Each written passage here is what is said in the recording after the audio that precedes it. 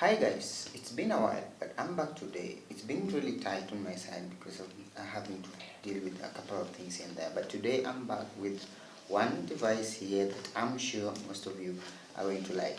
So with me today I have a condenser microphone from this company called Boya, and this is a BY-M800 if you've heard about it before. So this is how the package came. It's not like a very decent packaging. Just simple, and then this is just a hole that actually was created for holding it. So I'm just going to unwrap this here, and then you can see how the rest of the package looks like. So let me just move this tape.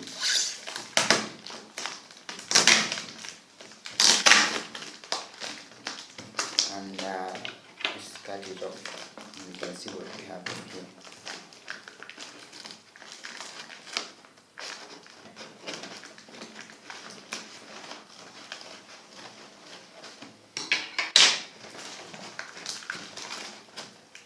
We are almost there, just like more patience, we're going to see.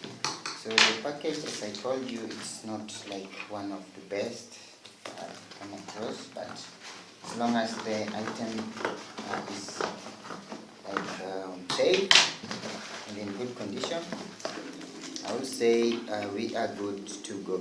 So let me just see this. Okay, so we are almost there.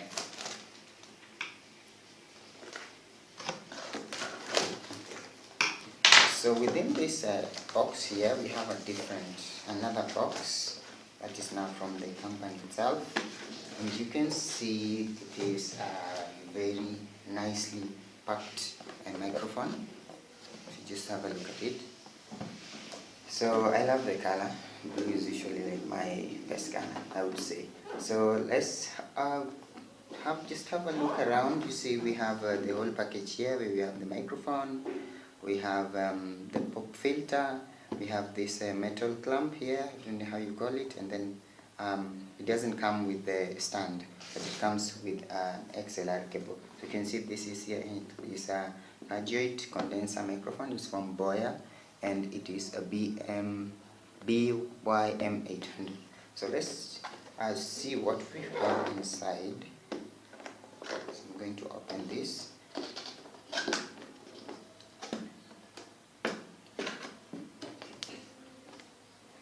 This looks nice. So first we have this here. I don't know what this is, and then we have some manual. It's just how to use this device, this microphone here. So in our box we have well protected device there. So if I remove this, you just carry it, then you'll have a look. So this is the protector, very soft. In here we have the XLR cable. Yeah, looks like strong and rigid, I would say. And then inside now we have the main thing here. Actually it is also somehow protected with another piece of material like the one that was at the top. So let me just remove this and see.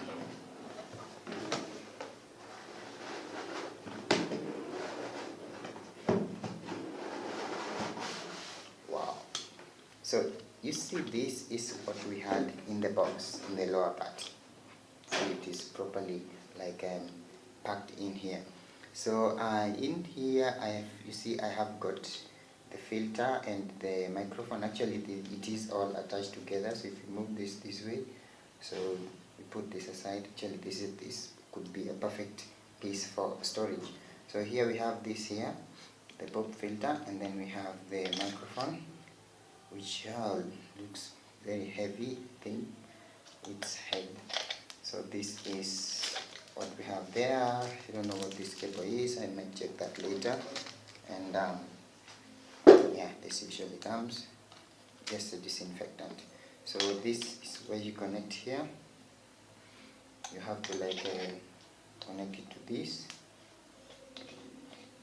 Then if we put this pop aside, we look at the microphone.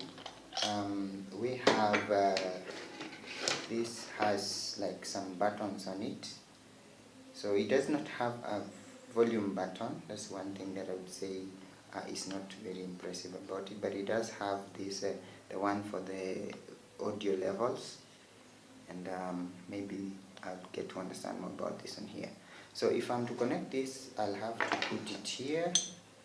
I just like it came.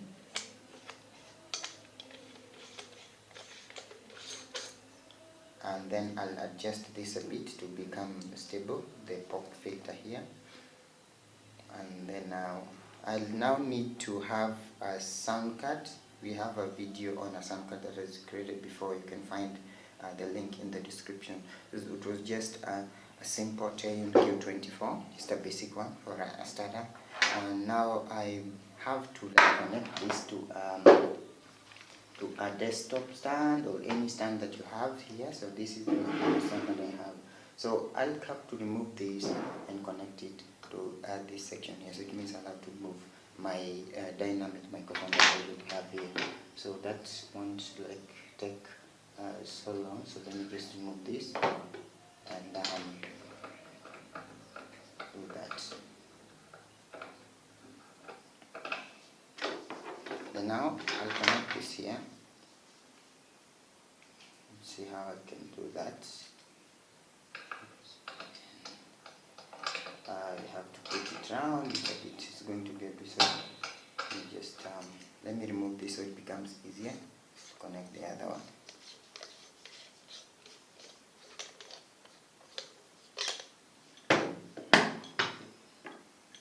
And connect this here.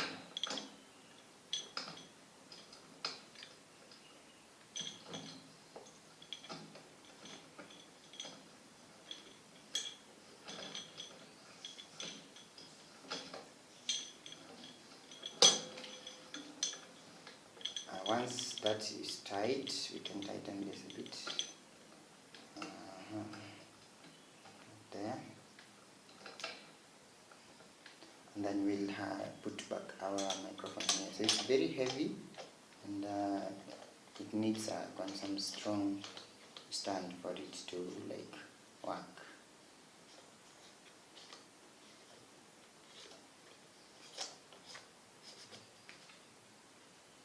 So once we have put this here this way and tightened it, we'll need to use this XLR cable to connect it to our sound card. Like I told you before, we have a sound card here, one from Tune. You can see, you might not see it, but I'll show it in the video that we had recorded before. So we'll just plug this in here.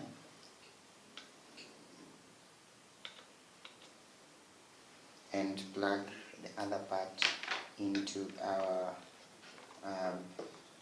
sound card.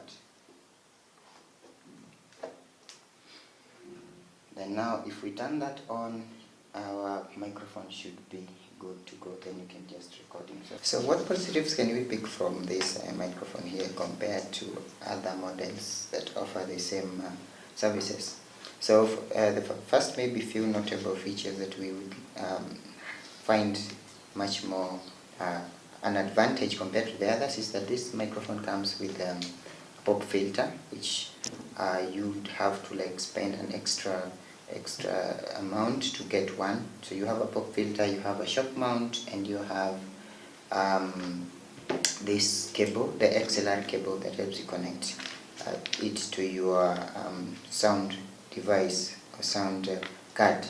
Now, some other interesting features that we have to maybe talk about that are notable ones, that this is a 34-inch microphone. It has a 34-inch diaphragm. That means the pickup capacity is somehow better than most microphones at the same price range. We have something like it has a frequency response of about 20 to 20,000 hertz, sensitivity of minus 33 decibels to 3 decibels. So there are quite other interesting features that you would have to maybe go through this manual to find out about. One thing is that it is a bit heavy. It's around over 600 grams. That is almost half a kg, but that should not be a concern. Now, if you compare this microphone to dynamic microphones like the one I have here, is that this one has a different pickup. It has a wide range pickup. So if I have to use this dynamic microphone, I have to speak directly on it. So if I just move a distance from it like this and it is connected, chances are that it will not pick what I have, and it will basically need me to increase the signal range for it to pick up anything. But when it comes to this, the pickup range is wide, and I can speak from a distance of where I am and it will still pick my voice correctly. Comparing this also to USB microphones is that this requires a phantom power connection, and that you can only achieve by having a sound card. So if you have a 24 volt or a 48 volt phantom power source like a sound card, then you'll be good to go. The difference between that and a USB microphone is that you have control over the audio levels of your recordings, because with a USB plug and play microphone, you can only control the volume from your system unless there is a software to control that. But with a phantom power, you have the knobs on your sound recorder that you can use to control the signal pickup levels and the maybe mix levels and the output levels also. So that's one more advantage of this type of microphone. So if you need to understand much more about this, then you'll have to read the manual and maybe do a few research here and there about the microphone, and you'll get to understand better. I think that's all we have on this condenser microphone. I've not used it, so maybe I'll have a better experience after having used it over a while, and maybe I'll share similar videos to explain any challenges or any other advantages that I might have not covered just from the reading the manual and having just the general look of this.